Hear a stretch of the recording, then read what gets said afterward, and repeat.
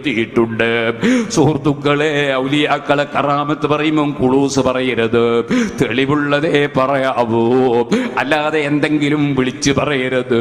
സുബ്ഹാനല്ലാഹ്, ഞാൻ ഈ അടുത്തൊരു പ്രസംഗം കേട്ടു. അതിലൊരു ചങ്ങാതി പറയുന്നത് എന്താണ്, ജിബ്രീൽ അലൈഹിസ്സലാത്തു വസ്സലാമിനെ ബേക്കിൽ നടന്നു എന്നാണ്. CM വലിയുല്ലാഹി ഖദ്ദസല്ലാഹു സിർറഹു, CM വലിയുള്ള അത് പൊരുത്തപ്പെടുമോ?